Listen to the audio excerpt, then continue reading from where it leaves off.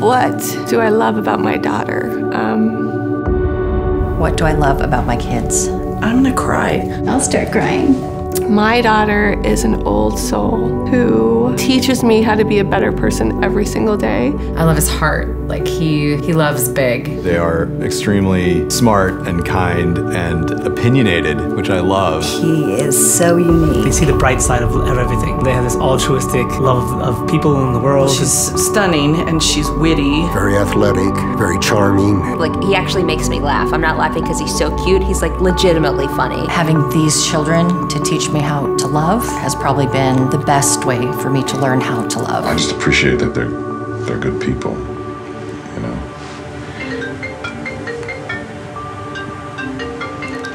Is that?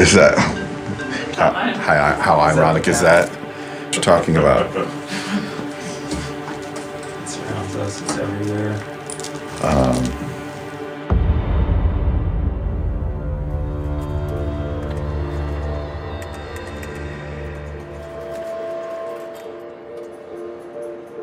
A long time ago, families were in extended communities. They were local, they were small.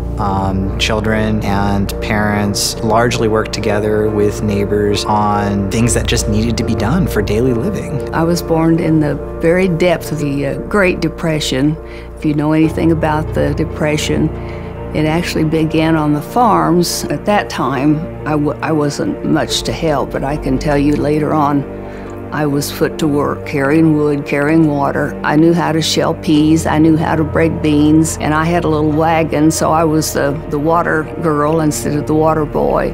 But that was the kind of things that we did. You had responsibilities in the barn with the animals from a very early age. It's getting harder and harder to find 80, 90, plus year olds that have that perspective, that we just have no concept of what it was like to live in that kind of scarcity. My mother was raised just about like her great-grandmother was. I was raised pretty much like my mother and dad were up to a point, and that's the way with my kids. They were able to change, but they had to change so much faster than I did.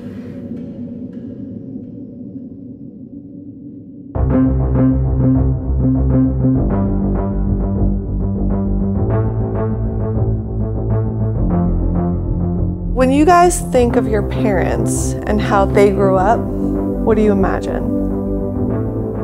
So they had no internet, no smartphones. What do you think they did for fun? I don't really know how they would like communicate with their friends. Faxing. It's a thing in the 70s, faxing. If you've seen Charlie and the Chocolate Factory, I imagine their life was like Charlie. It was definitely far different than what it is now. Lots more kids outside. A lot more like being outside than inside. I was outside 24/7. We were told to get out of the house, either in or out. So if you wanted to go outside, you were out all day. I pretty much lived on my bike. I would ride my BMX bike. I fall in love with a baseball. But we would play kick the can in the middle of the street. Capture the flag, to manhunt, to wiffle ball, to basketball, to... We built a zip line, and it was actually made out of clothesline, which I would not recommend. I remember getting up at 5:30 in the morning and help my friend with his paper route. He paid me with a donut, Yeah, if I wasn't lighting somebody's house on fire, or pouring sugar in a gas tank or something. Yeah, you went outside. You went and rang the doorbell. Hey man, you want to play? And pick up somebody sort of one house at a time until you had a posse. We'd go to Scott's house. Last time we saw the two of them, they were with Jennifer. Then you went and did whatever you want. And before you knew it, you had the whole neighborhood outside. When the street lights came on, we had to come home. Had to be home when the lights came on. When the street lights came on. When the street lights came on. Street lights came on. Came home by dinner time. Come in when it gets dark. Came home when it got dark, and parents would look at you quizzically like, why are you here already if you're sitting around? I feel like life was more authentic, like more genuine. Yeah, it got creative. They got very creative. I feel like that's why our parents' stories are so much better than ours. They're so much more fun. How do you think they got in touch with each other? We didn't. They never got in touch. Maybe like the house phone. They have to actually dial the phone number. Remember in the kitchen, there would be that ringing sound? We had the one phone in the kitchen that had the really long cord. Still hung on the wall. Yeah, still hung on the I wall. can remember setting the dinner table and having to take the phone cord over my mom's head. Yeah, I was rarely on the phone if my sister was on. And then I would spend hours trying to record her. We also always had to have quarters on us too for payphones. Like when you're out and about, it's critical. I would call my dad if I needed a ride home, if it got too dark. And I remember when call waiting happened. Like, what? What is this technology? I had a pager at the tail end of college. We didn't have a phone till I was in college. Everyone from the highway to here would be on the same line. So I think we had 9 people on the line. I don't think I had an actual telephone until I was in maybe 5th grade. But I think if we want to sort of be more real and focus on what people are experiencing now, we probably would want to be talking about the information revolution. When I was a junior, I was taking a class and our professor was like, we are going to communicate with another college class in Sweden. And we were like, how are we gonna do that? So we all went to the computer lab, stared at this black screen, and we typed in like C:\\, all these numbers. I remember thinking why would anybody do this? And she had this thing called AOL, and there was this dial-up internet thing, and it was like burp, burp, burp, burp, burp. And then all of a sudden she was in this chat room. So, what's everyone up to today? Well, Linda Emerson called and she asked if Dasha and Peter could help Andrew and Lisa learn about the internet. What's a web page? Something ducks walk on? Ha ha, very funny. And frankly, I remember there being almost nothing to do once you were online. It seemed really cool, and then you had no idea what to do. It didn't feel life-changing until, I think, much later than that. And particularly over the last 20 years, we've just seen this explosion of innovation and new technology. I do remember the first time somebody said, "You've never Googled something?" And I was like, what's Google? Yahoo meetups. I think they came before MySpace. Facebook was born like the week our oldest son was born. So when we look at him with his adolescent awkwardness, like that's how old Facebook is. My kids are way better at using apps and mobile devices now than I am. Kids are so intuitive with like the mobile devices. They can pick up any mobile device and it's so intuitive, they know exactly what to do with it. Just pick it up and just be like, okay, there you go. And you're just like, what did you do? I've seen kids run circles around parents. At least now I have in-house tech help when I need it.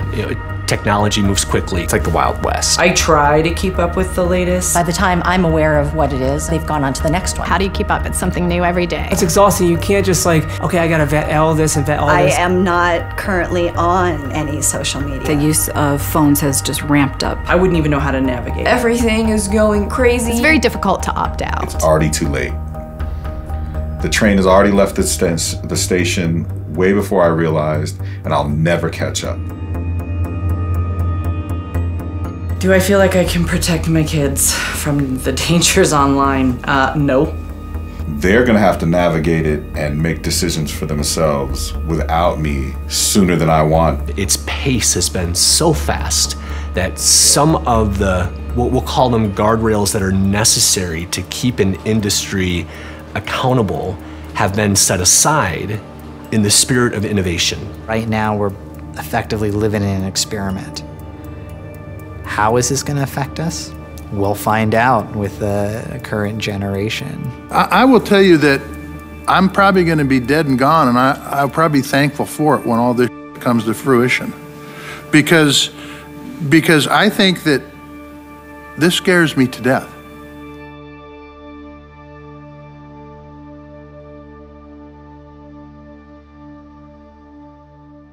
The internet is awesome. It's a great place. People use it for work, people use it for art, people use it for socializing. For me, I don't know, it's just fun to take cool pictures and just show them off to the world. I like checking up on people from that I haven't talked to since the 5th grade. You don't get to see them for a month, you can talk to them over FaceTime. Staying connected, sharing photos, and being support to one another. My partner calls it SMS parenting because I just text them.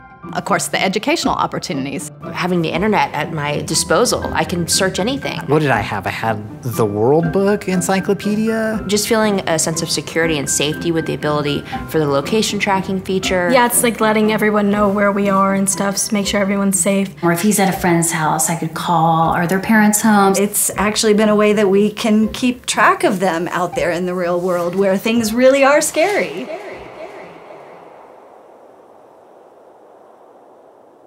Do you think the dangers online are more prevalent or dangers in real life are more prevalent?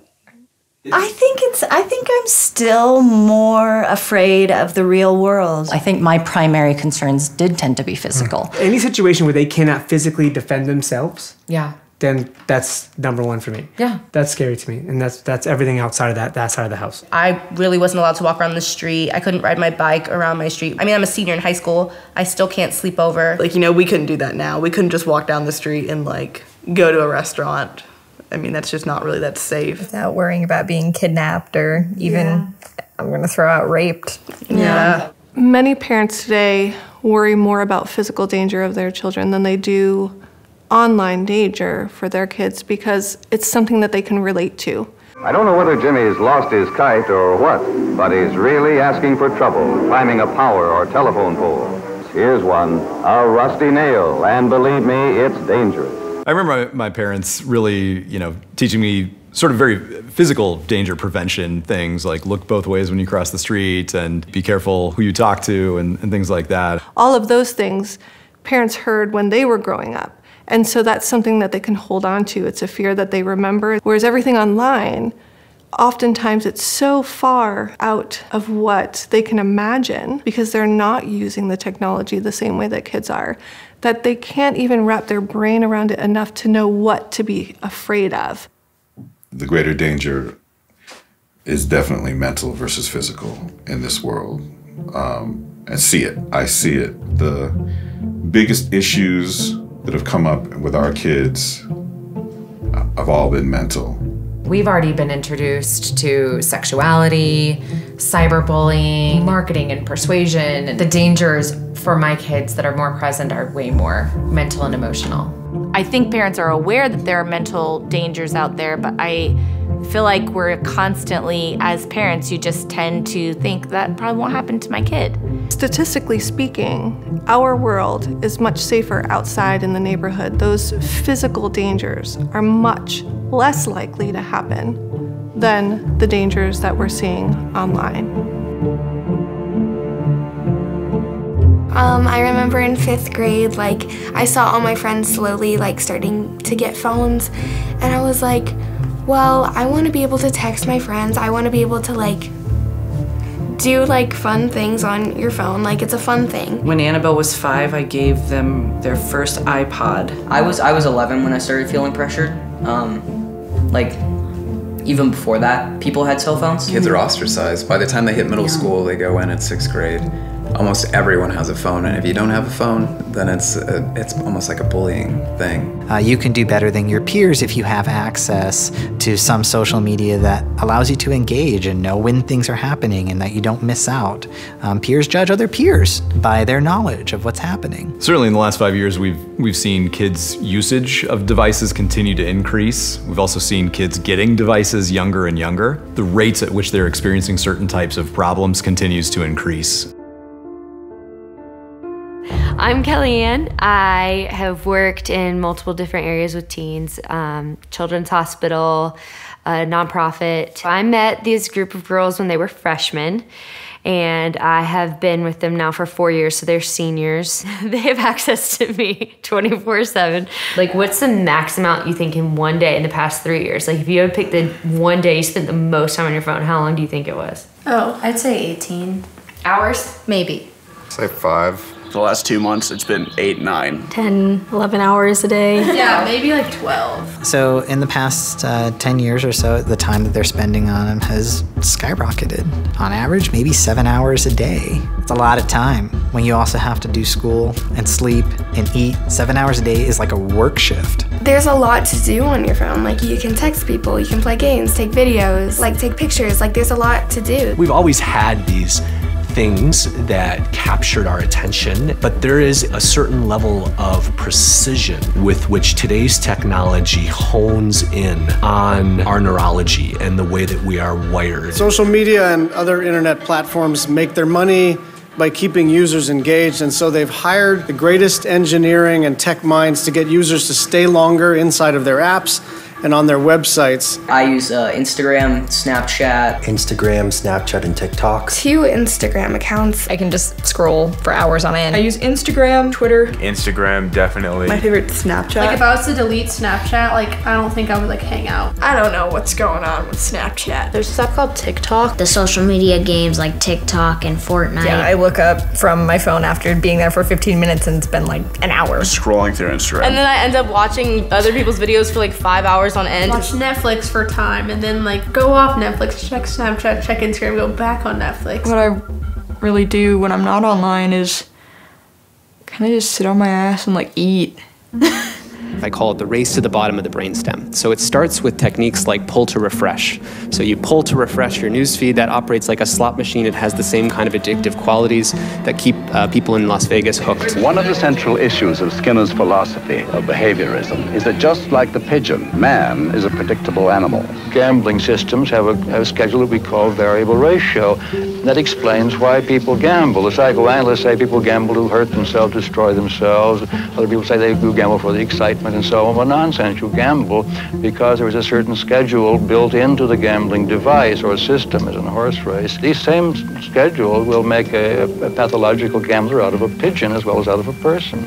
It's interesting raising kids 5 years apart. You know, John could leave his phone sitting somewhere away. We've noticed that Jack's generation is of kids, they can't do that. They're so completely tied to their phone and they don't even know life without a telephone. Typically when I get bored, I do pick up my phone. I tend to switch apps every 30 seconds to a minute. They will literally melt their brains before they got off the device. When we think about traditional drug use, we know that the age of first use, the earlier it happens, the greater likelihood for addiction. And so think about, you know, with children, their brain is developing, and if they are not having balance in how they're using this, and it's developing at a younger age, I just, you know, question how that will continue to impact them for years to come. Young folks tend to have their reward sensitivity and their social sensitivity develop much earlier than their ability to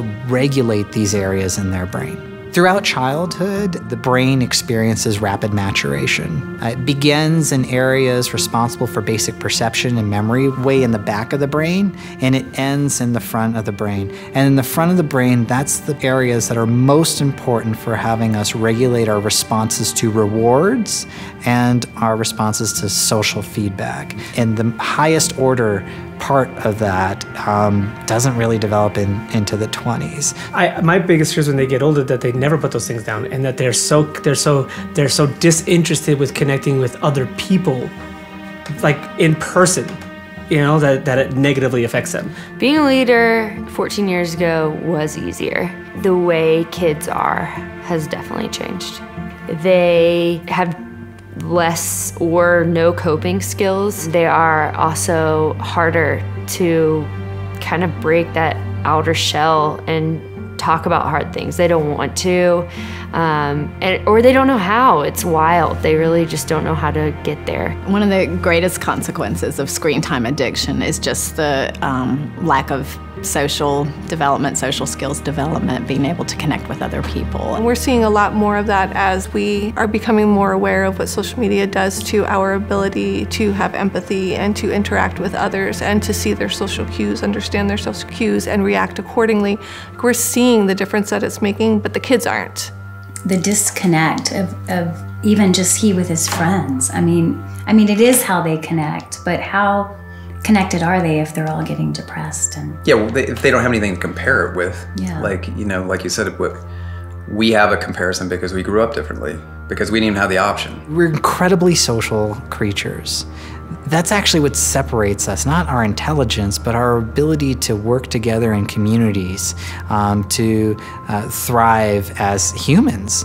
A huge chunk of your brain is devoted towards just understanding people's moment-to-moment facial expressions, because social signals that come very rapidly are incredibly important to us, even if in the moment we're not totally realizing how important those social signals are. Would any of you guys say that you struggle or have struggled with anxiety or depression? Anxiety. In high school? Both. Oh, yeah. Depression. Yeah, me too. Don't. Yes, definitely. I have an entire friend group who has latched on to each other due to their connection with depression. Because they both are prone to anxiety and depression, I can't pinpoint whether or not it has anything to do with their device. He's addicted to some games. I'm addicted to some games. Sometimes when we don't get it, we cry, we throw a fit. I notice that my anxiety ramps up when I'm on my phone more, but not from like any specific thing, just kind of the more time I spend in my head, the worse off I get. A statement that I've been making at my talks with high schoolers is, don't you all just sort of feel like every moment of every single day we're all living in a state of low-grade anxiety? And they all just kind of look at me like, yeah. So we are seeing many more kids coming to school with diagnoses of anxiety and depression. And we also know that the teen suicide rate from 2010 to 2017 increased 56%. My day-to-day life in the ER over the last 20 years, I think there's been two very palpable changes. One is childhood obesity, and the other is mental health issues in terms of the volume and the frequency. I have personally seen a difference in the number of children who are coming to the ER with mental health issues, with non-suicidal self-harming, and suicide attempts and suicidal ideation. His demeanor with me and his temperament, everything is different after he's had hours of gaming or something with a friend. Sometimes I feel like I want to give it up, but it's such a big part of teenage life, I guess you could say, that I just couldn't. A lot of like our lives are on our phones, like texting our friends, like that's on our phone. Like we have to be on it if we want to like talk to our friends. And like our school actually gives us information through social media, so it's kind of just like it goes hand in hand that you will be using social media and have a phone. The lives of kids were sort of changing slowly for a while, and then all of a sudden, smartphones were easy to get. Social media was easy to get. Most people were able to afford that. Most kids were able to get on social media, and that's when everything kind of skyrocketed. I'm addicted to my iPad. I'm addicted. But adults, not just teenagers, are also addicted to their phones. Parents are the primary determinant as to how a kid uses technology.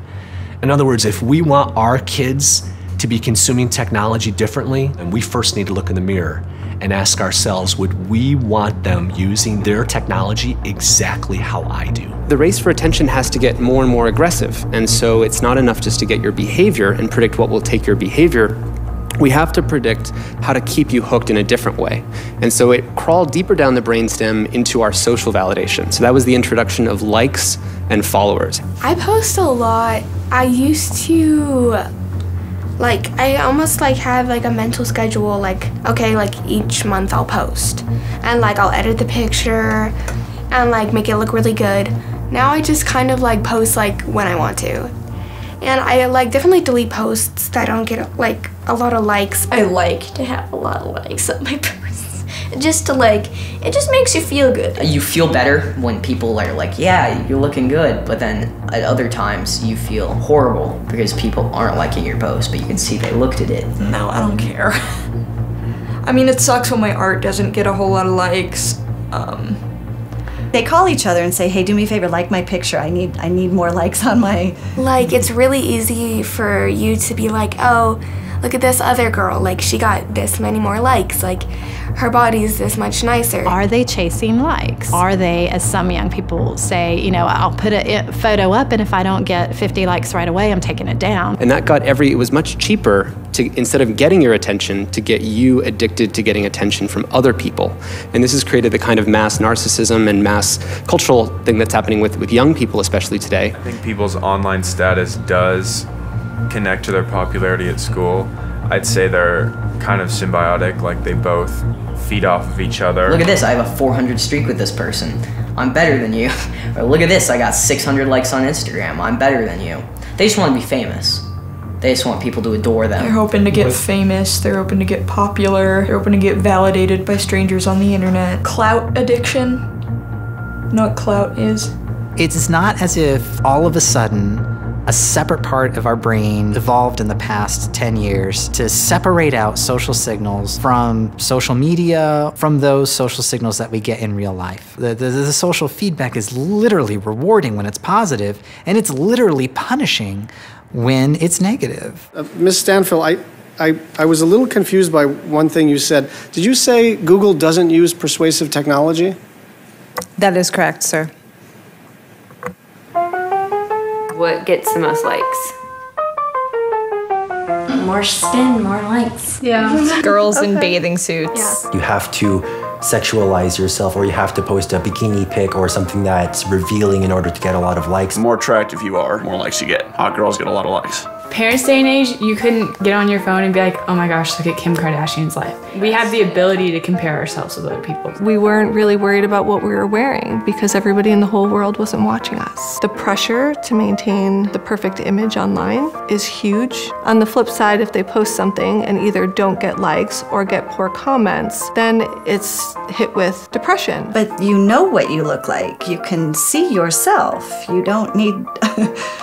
Yeah, but it's not how you look like this. It's like how you look like on that. It's not checking to see if their hair's okay. It's seeing if they look like the girl that they saw on Instagram that was perfect. Seeing people like that, it's like, why can't I, look like that? And it's weird because we know that they're made up and they're not like 100% authentic pictures. Girls like strongly edit their pictures and like you can tell like the wall is bent at their waist or like but it just still makes you feel like they're always ready for a phone. It's like they're constantly prepared to be captured by something and be shown to the world. A man feels free if he believes he is free, and he will believe he is free if he is conditioned by positive reinforcement to think so.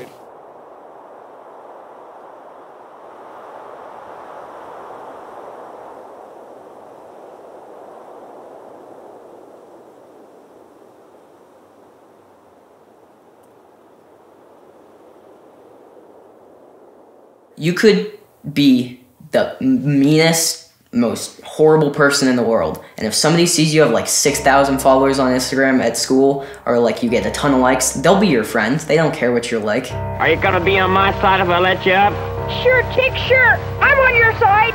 Just let me up. I'll do anything you say. When I was a student, bullying was always in person. In my neighborhood, the bully who lived up the hill, and we would be careful not to go that direction, because if he was outside, he would grab your bike and harass you. Get off, I want to ride it. Oh no, Chick, not my new bike. Oh, I was bullied all through school. And I can remember the kid who you all just kind of knew was mean to people, whether it was on the playground or other places. I'm not going to say his name. I'm sure he's a great guy now. The bullying happened at school or on the bus. The ways in which this person could have access to my life were pretty limited. In this case, it was the 7 hours that I was at school. Now it's always available. It's going to follow them everywhere. Have any of you ever been harassed online? Yes, 120%. People are still just like mean. Yeah, they're called trolls. They just like troll you and try and make you feel bad. Trolls are just kind of a part of the society we live in nowadays. Our bullying did not go in front of the whole world on social media. To them, it feels like it went out to the whole world. Personally, like I don't really get those, Where are the safe places for a kid growing up? Because as soon as I get home, everyone goes to their room and the devices come out, and everything that was horrible about what just happened is shared over and over and over again. By 6th grade, he was like bullying me on Instagram, and my friends were telling me, and I had no means to defend myself. Well, honestly, I do think it's worse to be bullied online because you don't know who you're talking to. Big picture, he was bullied in a lot of different ways, and part of the way that also showed up was through text message. You know, it was in person in school, in the classroom, divide and conquer, as well as cyber. And so it was coming at them from all angles. And it would never shut off. But the cyber stuff, so I would block kid A and block kid B, and they would give Ethan's number. Then they started texting Gavin. They had Gavin's ID, and messages were coming in through. Gavin was, 6 at the time? They were relentless. He was the target. It was relentless. When I finally did get a phone in 7th grade, it got bad because I also got Snapchat around the same time. And so I could now see what he was posting about me. Every kid sees this happening. It's hitting a much larger and broader audience than it ever used to. You know, and sometimes people pile on. It's another thing when the bully gets 25 people in a text thread and it's all directed at you. It's a different scale and it's a different time. It's an amplifier for the worst parts of us. Let's take an example like Twitter. It's calculating what is the thing that I can show you that gets the most engagement. And it turns out that outrage, moral outrage, gets the most engagement. So it was found in a study that for every word of moral outrage that you add to a tweet, it increases your retweet rate by 17%. If they didn't have tech, I swear they would have a black eye every day. There are just so many more channels through which I can be a complete jerk that don't involve me being in front of you, which is the great neutralizer of cruelty. Because if I see you and I look you in the eye, we tend to treat each other differently. He was having a really difficult time. He was very agitated. And it had to do with his phone. And I couldn't understand because we'd found some text messages on it that concerned me. And I asked him about it, and I took the phone from him, and we talked. We shared some tears, and I said, really, son, what's going on here? A couple days after Christmas, the stomach pains got so bad we had to go to the emergency room. I was convinced he had appendicitis. He was in so much pain. He threw up 2 or 3 times. His blood work's good. This is weird, like we don't know. And I knew in that moment it was anxiety. I knew it. We got him through the other side, but there was a place there where it was so dark, I thought, this is it. This is that tipping moment where we lost our kid. You know, certainly there's an element that kids need to learn resilience, and they need to understand that people are not always going to agree with them, and they may even tease them. And there's an element that that's okay, because we can't train kids to expect that they will always be shielded from any negative thing in their life. That said, it's important for a parent to know where in the spectrum it is for your child relative to where they are in their developmental cycle. So it's definitely there. It's definitely there, but I'm certain it's probably more behind people's backs nowadays. Cyberbullying is definitely, like Charlie said, a lot more subtle than people like to make it out to be. So what happens when somebody takes somebody off Instagram? Oh, it's a big thing. It's a big deal. It's like, you know, when you block somebody on Instagram, like you can tell, like we all know the signs of like when somebody blocks you on Instagram, and it's like a big thing because, you know, this person doesn't like you anymore. That group photo where I don't tag that one girl. That parents may not pick up on that, but that is a subtle way of saying, I'm not gonna tag you, or I'm not going to like that photo, or whatever it might be. We've attached worth to those things. And that's a little subtle jab that kids are doing all the time. I see it, I hear it. What about the constant awareness that you're not invited to something or you're being left out? I hate that. Nothing makes me more upset than that. When people hang out or do something cooler than you, they're gonna post it, and then it just shows like, hey, you're not here. You know, you suck. I would actually be like, what did I do wrong? Like, I must have done something wrong. Like, I need to fix something about my character. Like, I just need to completely change myself. Who would be the person that would be invited, and then make myself into that? It's not outright, and it's not something you can just see when you go online. It's something that's behind the scenes, and it's something that affects someone over years and years, and slowly changes the way they think.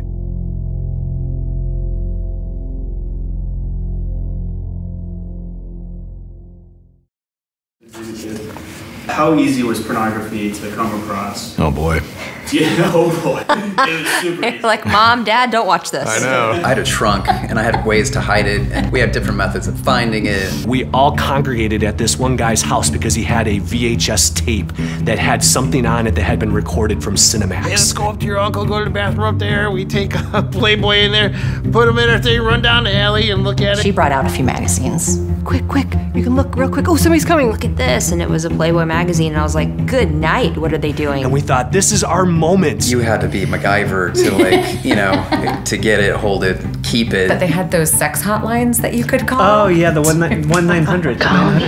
They would like advertise it on the late night TV. But this was, again, a plan, like a detailed plan that had to be enacted. There was no other way to get access to this sort of thing. In the 50s, we had pinup girls, Bridget Bardot, Marilyn Monroe, and the 60s we had girly magazines, and then in the 80s we had VHS, and then there were chat rooms with webcams, and now we have cell phones in kids' hands.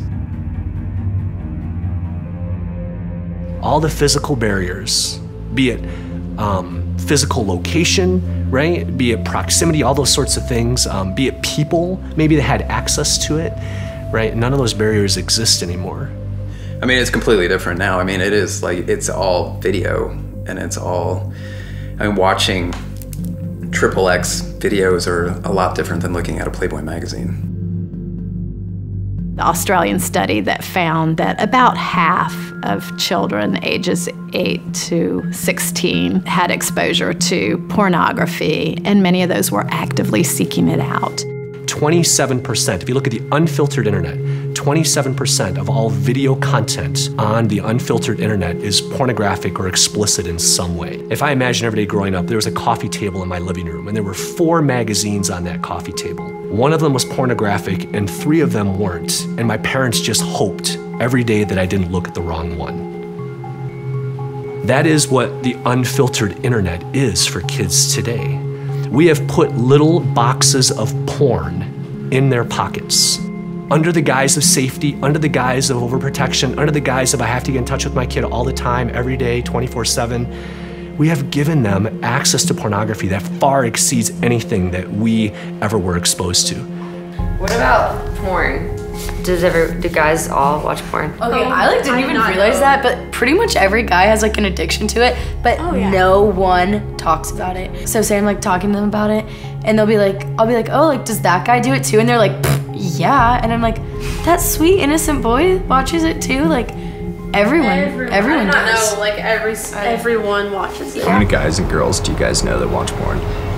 I'd say all guys, pretty much. I think I know one guy in my school. I think I've talked to one that I can confidently say hasn't, and nobody else. You know, it's very prevalent, and like everybody knows it. They watch porn for fun. They don't even watch it for any sexual release. They just watch it to watch it. Do you think parents really have any clue of how significant of an issue pornography is in kids? No, they're pretty clueless. Yeah. In 2019, porn sites received more traffic than Amazon, Twitter, and Netflix combined each month. 26% of adolescents aged 13 to 17 actively seek out pornography. What's that what weekly percentage? Or more. It is on every platform, even the platforms that parents think it's not on. Just for example, Twitter, which is one that most adults probably use. They probably know Twitter. Snapchat is where explicit content on Pornhub lives just seconds away from every user through backdoors within the app. The app knowingly allows a well-documented list of porn performers to make thousands of dollars daily through their premium Snap accounts. The people behind pornography know how to optimize their content for search terms. Pornographers, any new technology that comes out, they immediately saturate it. They know about it before, as it's getting ready to come out, and they are ready with every strategy to saturate it. What age did like watching porn become common? I'd say 7th grade. Yeah, middle school. 9th and 10th grade, I remember guys being like, yeah, like I had an issue in 7th grade, and I'm like, I'm sorry, what? What I say to parents is it's time for every parent on earth to leave the ignorance of the land of if and embrace the reality of when. The film we'll see this morning will give the answers to these questions. It will also show the earliest phases of growth, as well as the changes that take place during childhood and adolescence. So when my parents were addressing the birds and the bees with me, there was no conversation. I walked out more confused after the conversation than when it started. We don't talk about those things at all. Now, sex. Sex. Wait. It's absolutely normal to be curious about sexuality. It's normal to be interested. Don't have sex, because you will get pregnant and die. Just don't do it, promise? Okay, everybody take some rubbers. My dad had conversations with me when I was a teenage girl. Like, I asked him, and he was very blunt and just told me. Do you think kids are using pornography as sex education? Yeah. Okay. Because I feel like they don't want to like talk to like a parent or like a guidance counselor or anything like that because it's awkward. Like it's an awkward topic to talk about. Like I said, I have 3 classes right now, and they all are going like over like sex ed type things, and it's really boring. So a lot of the times I just kind of like tune it out. This is a tool for sex education for a lot of children. They are learning so many wrong things, not only about sex, but about relationships. Guys, especially our age, like they just like watch porn to like be fulfilled in their own ways. So then they're just like if my girl can't do the same thing that these people are doing, like then something's off. I don't want to be compared to like a porn star. Like Analysis of the 50 most popular porn videos found that 88% contain physical violence and 49% contain verbal aggression, mostly against women. Wow. There's like certain guys that I've hooked up with, and I'm like, this is really aggressive. Like this is too much for me. And then I'm like. And it's just terrible. I'm like, this is so bad. Like, because I haven't had sex yet, like, people, or like the guys will like ask, and I'm like, no, I don't want to do that with you. And they're like, are you kidding me? Like, they get so mad. Guys get this image in their head that that's how intimacy goes and that's how sex goes. And there's definitely a bigger population of guys that feel that way now than there were even like 5 years ago.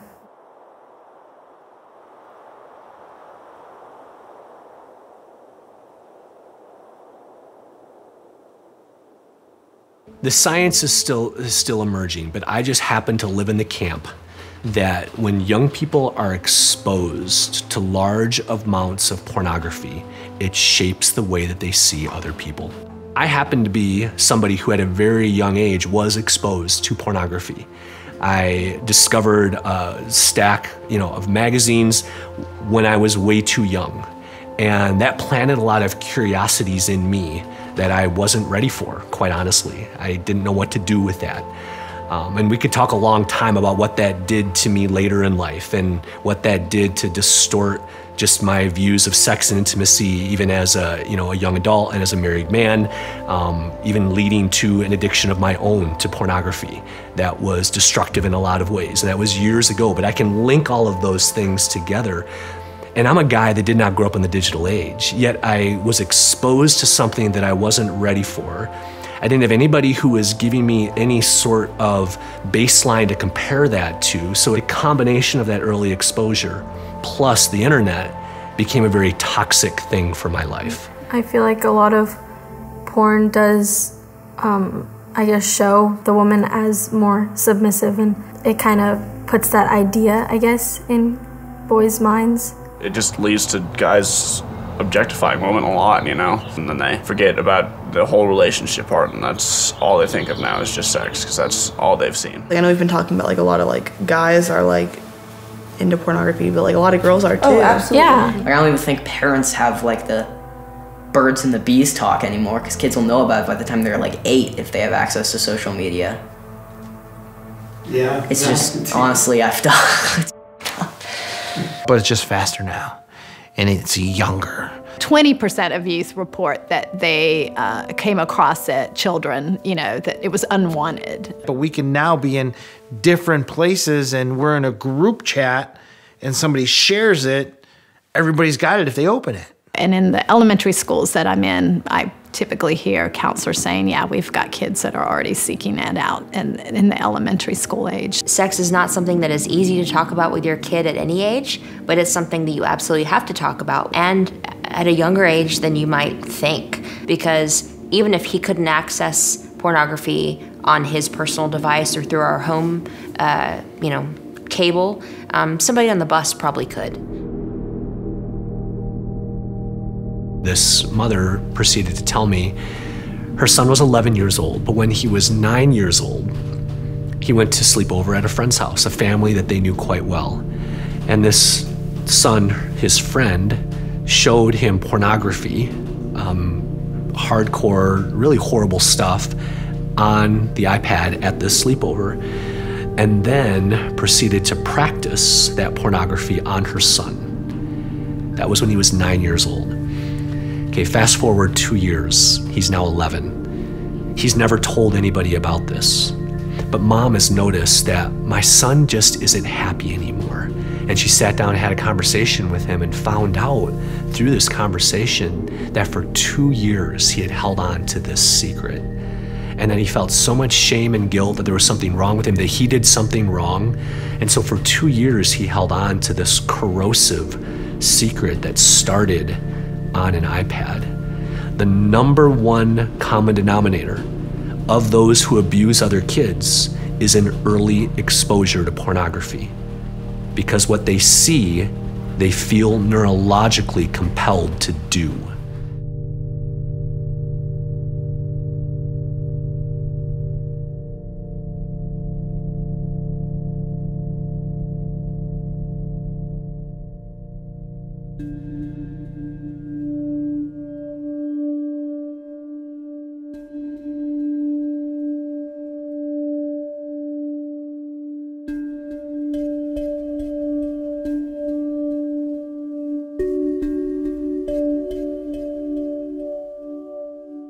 I guess my first boyfriend was, I was college age when I had my first boyfriend.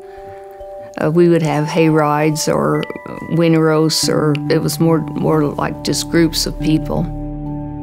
Now, after you finished 4-H, they had what they call real youth, and that's how I met my husband. We would meet once a month and maybe have a dance, or a lot of it was square dancing, and everybody would bring food, and there were a lot of marriages. My friend Mary Lou and I both met our husbands through Real Youth, so that's how I met my Mr. Right.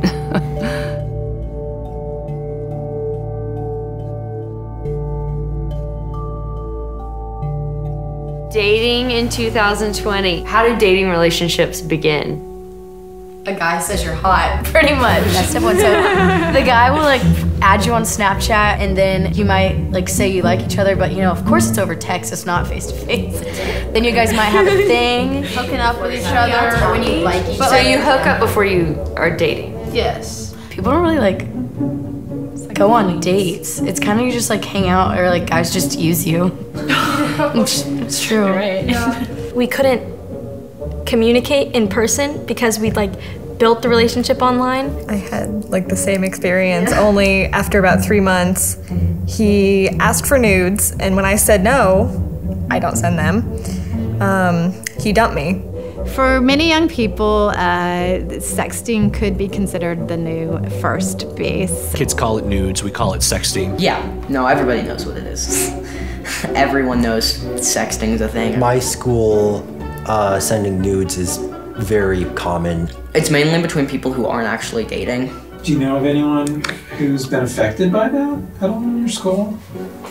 Affected by sexting? Yeah, have had an incident or a bad thing happen to them. Well, yeah, nudes of girls go around the school all the time. Really? Yeah. We are seeing more and more young people that expect to jump right into sexual acts without the relationship portion before that, without getting to know each other, without going on that first date, without holding hands, without having that first kiss.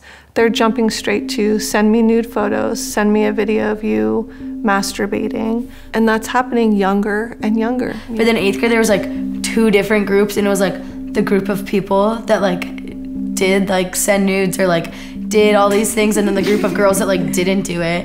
And there was like just a very distinct, and it was 8th grade, and that's when it. And that's what divided the groups was. Honestly, yeah, and like now, like my brother's in middle school, and like I sometimes hear him, and then like a bunch of kids I babysit in middle school. Like it's happening younger and younger, and like what ages now? Like I mean, like 6th and 7th grade, like. With sexting, while the studies typically focus on the ages of 12 and older, I've been in schools, elementary schools, where sexting has already occurred with 10 and 11-year-olds.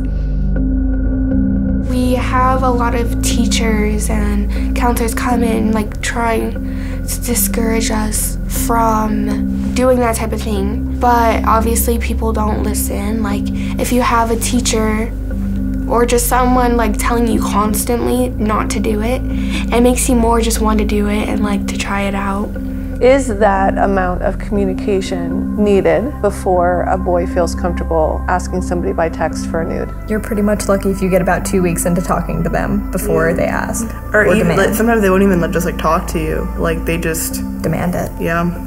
Or send their own without us asking. Yeah. What about guys? Do they send nudes? Yeah, they're disgusting. Who wants to see that? Like, when you wake up, I wish they would. No, one time I was with a friend, and we were having a sleepover. Woke up, good morning. It was 8 a.m. I was like, I don't need to see this. They're more unsolicited. Like most of my friends have gotten them, and I think like for girls, for the most part, get disgusted by it. What do you think percentage-wise of girls have received them? High percentage. Probably more than half. Yeah. 1.5. Do a lot of people you guys know send nudes? In middle school, that was a huge thing. Oh yeah, you guys had like huge problems. Scandals. Yeah, like they're like these rings almost. They like got caught, and the police would get involved. In middle school, that's like the peak of like, which is totally messed up. It's just so casual. But then when a girl does it, it's totally different and looked down upon, kind of. Some girls I know, like, they just like won't say no because they're like scared of like the repercussions because they don't want to be yelled at or called a prude or like. And you're constantly judged. Like that's so true. Like they're either like, oh well, she's a slut and will do anything, or like, oh, she won't do anything with guys. And there's really like no in between. It's a no-win situation. If you give it to a boy and then you're a slut, then the girls find out about it, then you're cyberbullied by the girls. If you don't give it, then some girls will even jump on the bandwagon. You know, I gave it to so-and-so, what's the problem, why won't you do it? What do you do in that situation? Because you know you can't win. I don't think people think it's a positive for doing that type of thing, but it definitely gives you a lot of clout. Like, you have a lot of attention on you, like good or bad. And so people definitely like want clout. They like do like almost anything just for people to like pay attention to them. If the good girl sends Johnny something that she normally wouldn't, everyone's gonna be like, let's get more. And then all the guys will go after her too. Oh yeah, then she's got like 20 new ads on Snapchat, 3 new DMs. But behind closed doors, people are like, she is a whore. And people act cool around her, but like behind closed doors, people hate her. Let's say your daughter was dating a football player. She breaks up with him. She hasn't had sex with him, but he says, you need to give me a little something, something, some pictures, and then I'll stay in the relationship. So she does it, she gets pressured, and she does it. And they break up. Well, I talk to kids all the time. What happens when you break up with those pictures? Let me take it a step further. What happens when you break up with your boyfriend and his new girlfriend goes in his phone and finds your pictures? It gets distributed. Especially with Snapchat, which was, you know, kind of more or less created for that exact purpose. It gives people a sense of, like, oh, it's not that serious, the pictures go away, but we all can realize now and look back and say, well, no, that's definitely not true. Yeah, once something is out on the internet, social media will latch onto it, people will download it. So it's like a Dropbox, and it was like, I guess some guy like went to our school, made it, and it's like just girls' nudes, just like just random like people. All the guys saved. And you could exactly. And there was like a list of like all the people that had accessed it, and like it was even like people that you wouldn't think really like good guys that you wouldn't think would like engage in that kind of stuff. But some girls had no idea that their pictures were like out in the open for everyone. All of these naked pictures and videos guys get from girls they went to high school with, they're in their college dorm, they go on A9IB and they trade them like Yu-Gi-Oh cards. This girl that I grew up with, she had a sex tape actually, and it was leaked. I remember even I, who didn't even go there, had access to it, but it was sent around, and we were freshmen. One of my most hated terms is not my kid. Parents suffer from a disease called the NMK syndrome. It's described as not my kid. My kid won't do that. My kid would never. My kid's friends aren't like that. My kid's school isn't like that. You're wrong. Everybody's community is like that. Every school is like that. Every kid has the potential to do any one of the things that we're talking about here. No, even my own kid.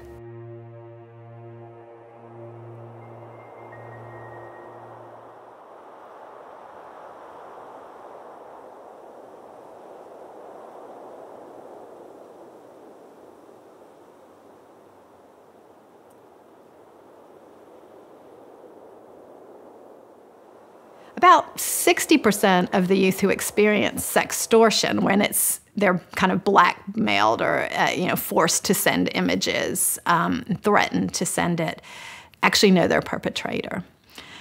However, we also then about 40% met the person online and sent the image. He chooses his innocent victim. This time he will not fail. This time he is sure. So I grew up in the era of stranger danger. So it was really the media that taught me more about strangers. Dangerous people, stranger danger. If somebody tries to engage with you, run away. There's always like a van. A white van, a dude in a van. With no windows. Don't ever get into a car. He's gonna promise you a puppy and some candy. Yeah. Don't fall for it. Yeah. We were told not to hitchhike because we would be kidnapped. So in 1997, we had a guy come from Brentwood, Tennessee, drive up here to Naperville, met a 13-year-old at the corner of her block, took her to a hotel, raped her, let her go back home, and she told her parents that she met him on this thing called America Online. Call now for America Online, a new way to use your computer to communicate. My Instagram's kind of like a mix. Like, I would say half the people I know and half the people I don't know or like friends of friends. 3/4 of it is probably my friends from like school or acquaintances I know, not just random people off the internet. But there is, of course, that 1/4 that is random people I've never talked to or don't know looking at pictures of me. When it comes to Tumblr, a lot of people like follow me for my stuff, and that's cool. I like to have them follow me, but also there's sometimes people that I don't know but follow me. I friend a lot of people. I would just join games. He just friends random people. I would just join games for no reason and just go add friend. Braxton does end up, I'll be in there and he's on the headphones playing Xbox and I'm like, who are you playing with? And he'll be like, I don't know, some kid.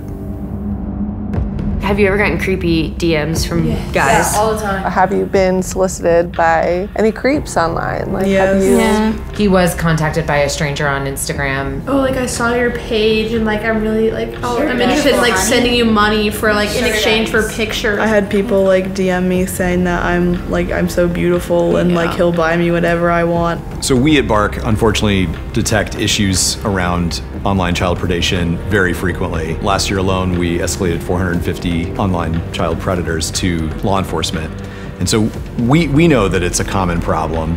Unfortunately, we think most parents underestimate the commonality of that problem. We decided to go undercover as multiple children on social media and post innocuous content to see what would happen. We had to be very intentional with everything we did. We had to create personas. They had to have believable date of births, and we had to know everything about the city that they lived in, and we had to create storylines, and we worked closely with law enforcement. And basically just pushed go. We put everything live and we documented what happened. Within the first hour of posting on Libby's accounts, 7 adult men contacted her. By the end of 9 days, that number was 92. The conversations ranged in severity from making sexual comments to sharing and requesting explicit photos and videos to manipulation and threats. We had to deploy an entire team, around the clock to responding, because the rate at which these messages came in was mind-boggling. And of course, when you're dealing with social media and the internet, it's a global thing. It's not just an East Coast thing or a US-based thing. There were men that wanted to talk to children for nefarious purposes at all hours of the day and night. We tried it with younger personas as well, even an 11-year-old.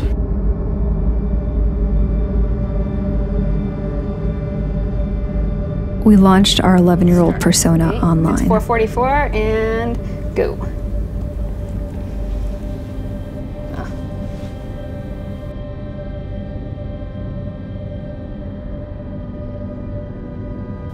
One like from a guy whose profile photo is a penis. So let's say 1 minute and 7 seconds. We have a message request. Although sorry, 2 more requests just came in. How much time? A minute and 40 seconds? Yeah. How old are you? You go to the profile, you know that is a child. It also says in the profile that the child is in 6th grade. Another one. It's just lighting up, like the inbox is just boom, boom, boom, boom.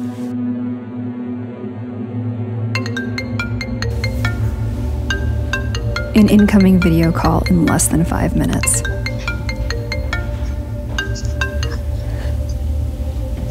I can't see you. Don't be shy. They all say don't be shy. This happens to all types of children. This is not just kids who might be at risk. Oftentimes it's a child who's simply bored in their bedroom at night. And I cannot tell you how many children I see in their bedrooms on live stream with tons of people just watching them, asking them to do certain things. When parents allow their kids to have that device in their rooms at night, where are your parents? Then come the grooming question, where are your parents? Are you on an iPhone or are you on an iPad? What school are you? What are you wearing? Oh, your makeup looks so beautiful. It's not uncommon for grooming behavior to include showing minors images of pornography to help them to think that is normal. And then that can be a progression towards engaging them in sexual activity. Do you want that? Do you want that as a parent, strangers in your child's room while you're sleeping? Would you leave the door open with a sign that says, my daughter's bedroom is the second one on the left, and then go to bed? We have traded a false sense of safety and security for actually putting our kids in riskier situations. There are some that are just there for a quick fix. They want to see something, a body part or a live video, and then you might not hear from them again. But there are others, they use psychological strategies to methodically groom children by forming a friendship, by showing care. And then it escalates into more of a controlling relationship.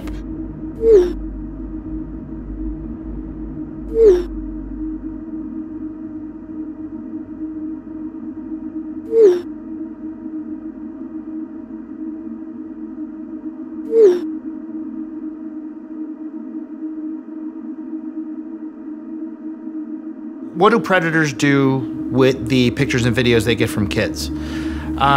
They keep it, or they trade it. Last year alone, we received over 18 million reports of international and domestic online child sexual abuse. Between 2017 and 2018, video files reported to NCMEC increased 541%. We're seeing reports with graphic and violent sexual images of young children, including infants, and reports of on-demand sexual abuse known as live streaming. Unfortunately, some of those were people who wanted to actually meet the child in person, which could have been just because they wanted to have sex with a minor, and sometimes we believed that it was because they might be part of a sex trafficking ring wanting to actually traffic the child. It was a tough decision, but if Keith wanted to meet Libby in person, we would let him. Oh, hi. Good, how are you? Nice to meet you too. I've never done anything like this before, so I'm a little nervous. It's the first for everything. Yeah. Don't be. I'm not gonna rush you. We can just go upstairs and talk. Are you okay with me being 15? In the project has also resulted in numerous arrests, and that's great. Unfortunately, it's a drop in the bucket. The average internet predator has 250 victims in their lifetime. One person has that many victims in their lifetime if they're not caught.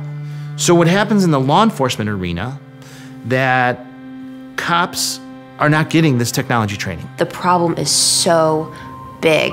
I mean, we would need to employ so many more officers trained in dealing with this issue. When you're a law enforcement professional and you're looking at more cases than you can ever possibly get to, unfortunately, a lot of those get triaged so low that they never actually get investigated. And so, unfortunately, that allows predators to keep doing exactly what they're doing without as much consequence. I think about how I would have felt as a young, impressionable child. I would have kept the abuses to myself for fear of being shamed and blamed. I would have suffered with it, secretly and quietly. It's important, really, to never start that process, because as a child, once you're in it, it's very hard to get out of it. Very hard to come forward and tell your parent, this is what's happening to me. Do you think your parents know that this happens? Oh, no. No. I wouldn't be allowed to have a phone. Oh, if they knew what was going on, it would be stripped. And so if you, as a parent or caregiver, can be an open, honest, soft place for your child to come and say, hey, look, everybody makes bad choices. I'm here for you, and we'll get through this together. There's no bigger God's gift than a mother's intuition. When a mom knows something, feels something, there's something wrong with their kids. And God's given this to moms to protect their babies, whether the babies are 6 months old or 40, that never goes away. So I always tell moms to follow that, and it'll never lead them astray. The best line of defense by far is to have active and engaged parents who understand what their child might be encountering online. Children, unfortunately, left to deal with this all on their own. And they're not, we're talking about 10, 11, 12, 13-year-old kids who are not equipped to deal with this in a vacuum. And so it really takes that guardian and parent support system.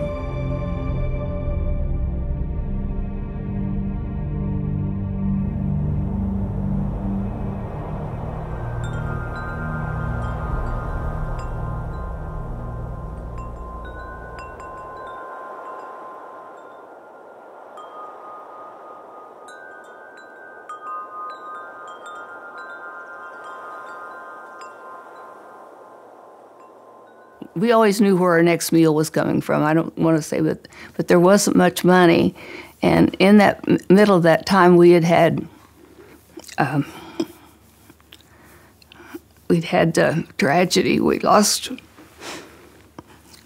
my older sister died of pneumonia, and talk about the good old days, but we didn't have the medical care back then that we have now.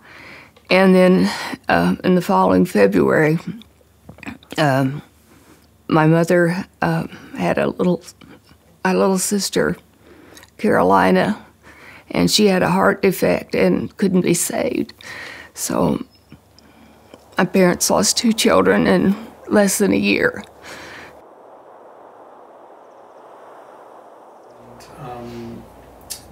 The kind of things you did, and Sure, yeah. Jack is, I have 2 boys, John and Jack. Jack's younger of the 2. John's 21, Jack was 15. Jack was a very outgoing, typical teenager at 14 and 15, rambunctious, outgoing, very compassionate, pretty much an empathetic kid. He was a really sensitive person, and I think that was one of his best attributes, because he could tell when you were feeling down, and without even asking you or having a conversation with you, he just could pick that up. Total empath. He was so kind to other kids. And I wonder if that sense of kindness made him more susceptible to feeling. Was there much talk of, did you remember there being suicides or anything like that? Never. I'd never have heard that. We were worried. We were more worried about physical illnesses, but I don't remember there being a problem with suicide. I've always liked technology, And I will say that it was hard to keep up with it, but I would stay up sometimes very late trying to figure out what my son was doing on his phone and figuring out how to use all the same apps that he used so that I never got behind on that stuff. But, you know, that's a really difficult thing to do.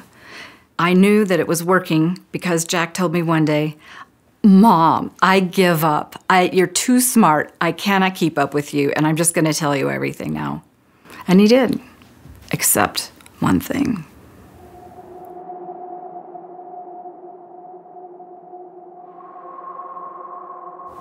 Definitely the worst day of my life was getting that phone call from my parents.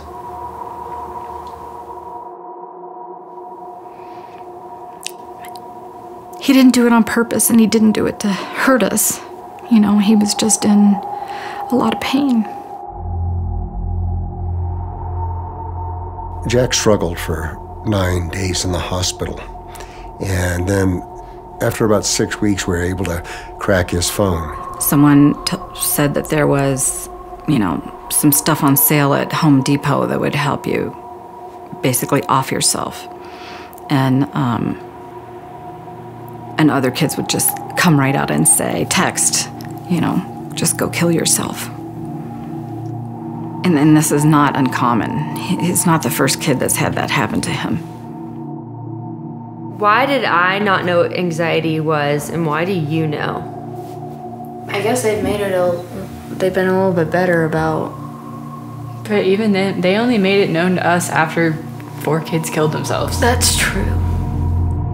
In Littleton alone, at the beginning of the year, there were multiple suicides before school even started. At Children's Hospital, there is a new program for 10-year-olds and over, and they say, have you ever thought about killing yourself? Have you ever tried to hurt yourself? How do you feel about that? So I work in one of the busiest pediatric emergency departments in the country.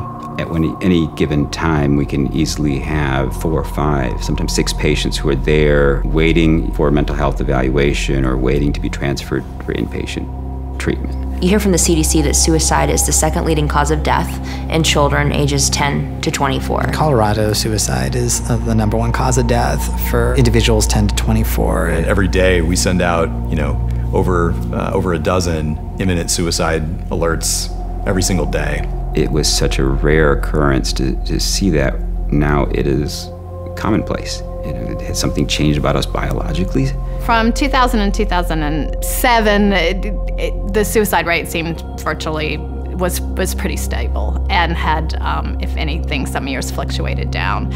But then we saw a beginning trend, and it became evident over time that it was increasing from 2010 to 2017. Not only teen suicide, but child suicide, like 10 or 9 years old. I said, all right, sure, what do you got? He goes, well, Friday night, I had 2 10-year-olds on Snapchat. One thought it'd be a funny idea to talk the other one into committing suicide. And she did it. She's dead.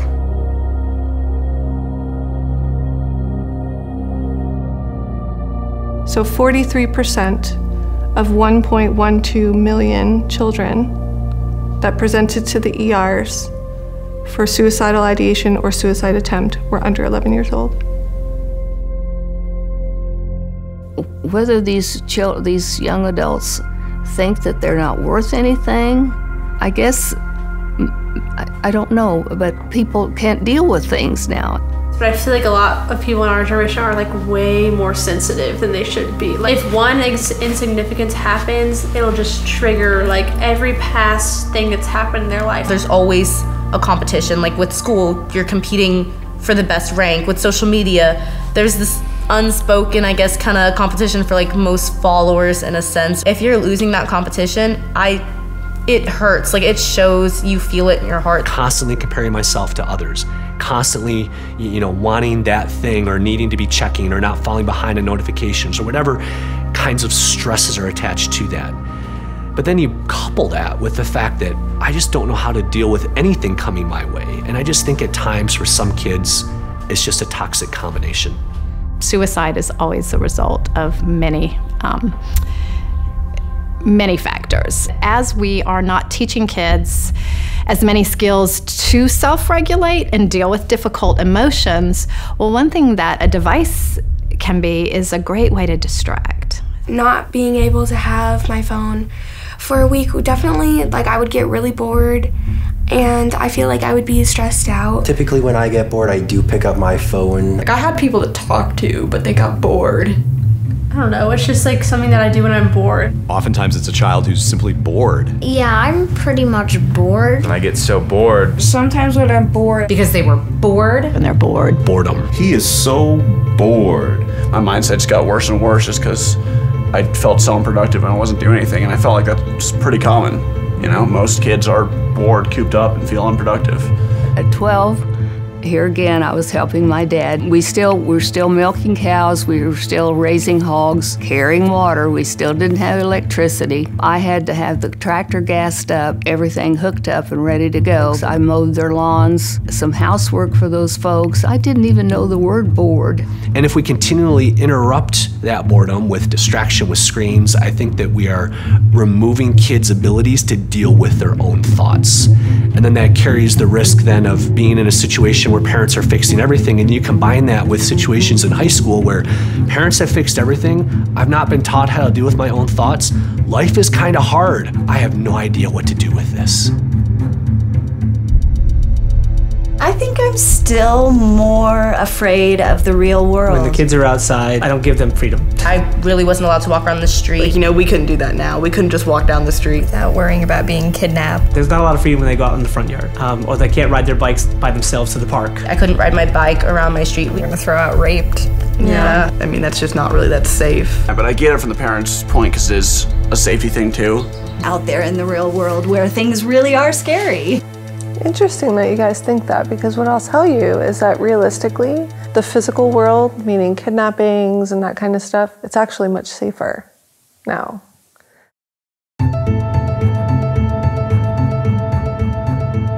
It's easy to become fearful of your child stepping foot outside. It seems like there's so much imminent risk with all these things. So it's more of an issue, one on the parent. And then for the kids, you know, it's hard to engage in a world where it seems like every day or every week or something, there is something horrible happening. What makes you think that? Yeah, I think it's because, like, it's so, like, populated in, like, the news and stuff. Like, you hear all these, like watching the news and, like, really just seeing all the dangers that are out there in the world. Explosive spread across most of the bodies are still inside the school. Well, Roz, they wore black trench coats. Authorities have Police say the 6-year-old died after a blow to the head. And some wore Nazi crosses. And we are beginning to learn more about these teenagers. Tomorrow. Mothers and their children. NBC News, April 19th. We basically thought he was attention released. Grasping the whole volume of their movement. The Virginia Tech shooting still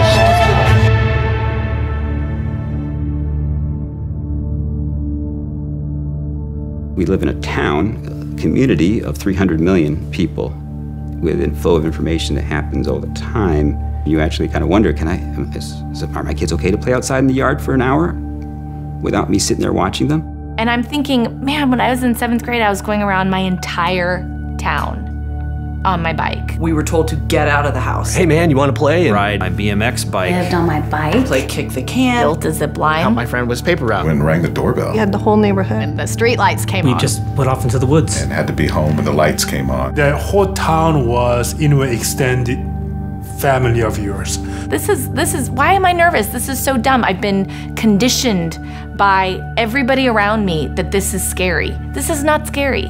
That anxiety is something we as parents have to really kind of do some self-examination with and understand. I'm wondering what part are we involved in terms of potentially transferring some of that anxiety towards our kids. They have to be allowed to fail. There's no way you can ever prevent pain, you know, or anguish 100% of the time.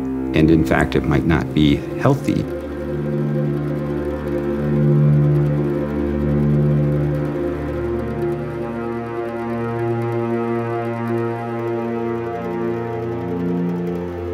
Do you guys feel like teachers and adults and parents in general have kind of abandoned helping you through the social media thing in life. It's also like we shield stuff from our parents too. So like they don't really know. Sneaky. Like I don't blame That them is for so not true. being able to help because we don't ask for help. I definitely feel like us as kids kind of got put in a tough spot. You know, in between two worlds. This is all new for us as parents. This technology and this world has crept up on us, and there is so many of us who could do better. Like my parents would be like heartbroken that like their kids have to go through this. Over half of tweens and close to 3/4 of teens experience issues regarding mental health. And then we get into cyberbullying, and that's over 3/4. Then we get to sexual content. And for tweens, it's around 70%. And then for teens, it gets even higher. Our society is just become too isolated, just losing human touch. And there's no human touch to kind of heal the scar or the pain. Why do you think all these like suicide and like depression rates are skyrocketing? It's because of social media, and nobody's doing anything about it. We gave the stuff to ourselves because we wanted it, and now we get to watch it happen to our children. Kids right now are gonna experience the worst of what we're going through. For most of the things that parents can't stand about technology, it's our fault. I don't want to trade my influence for their access to a million different sources of influence that may not be credible. Some parents say, I'm not gonna do anything, I give up, it's too overwhelming. I just, I'm gonna cross my fingers and hope that they do okay. As a family, it is the one thing we fight about more than anything. If I had the option to turn things back and give our kids of today a life without social media and smartphones, I would absolutely do it. I would absolutely take away the internet from my kids. Yes, I would have rather grown up without the internet. I mean, I would do it immediately. Take it all away. If social media was gone, like completely, and nobody had it, it'd be a positive. I do long some for my children to know a bit more peace, a bit more calm, a bit more boredom.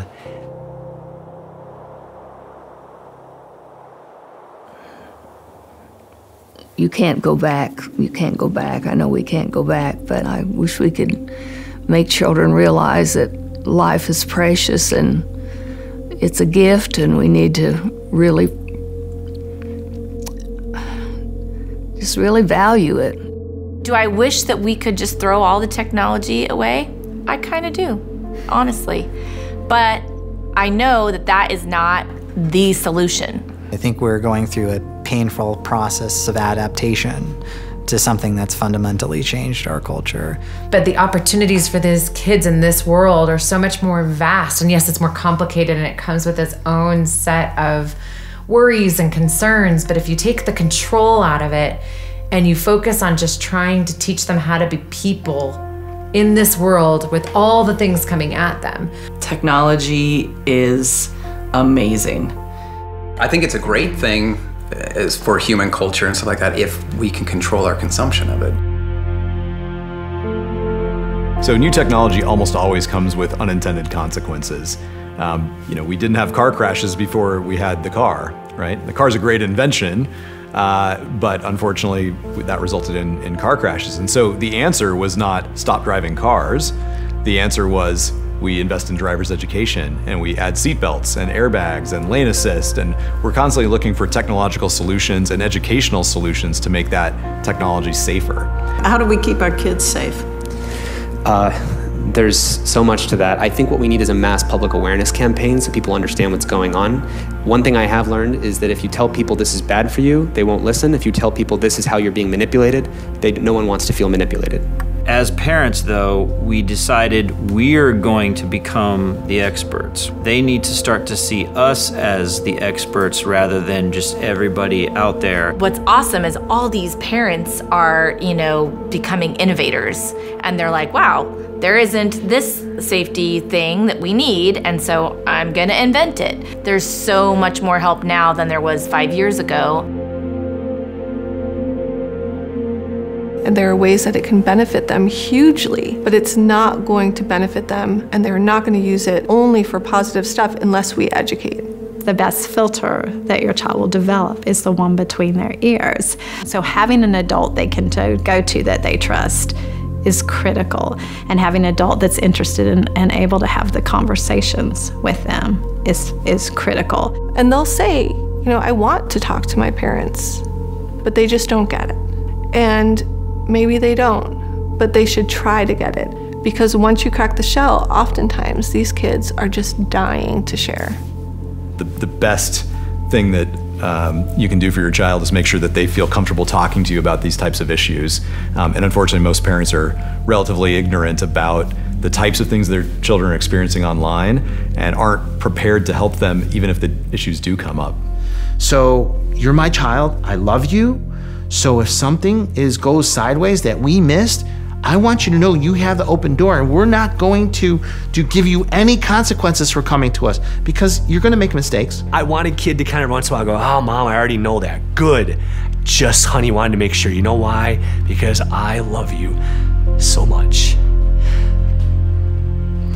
that I want you to know this thing, right? If a kid isn't to the point where they're just a little bit annoyed by you going there again, then you're not doing it enough. At some point, they will be taking flight and they will be leaving our home in just a few short years. And I want to know that we gave them everything that we had. I mean, that's the truth. Even my husband, who is he's not a very emotional guy. He will call me up in the middle of the day and be like, gosh, she's just amazing. She's an amazing soul. I just so desperately want those young people to have other voices in their life, adults who will look at them and say, that's not who you are, that's not who I see. This will come and go. I see you, you're gonna be okay, I love you. And they just need to hear that. We all need to hear that.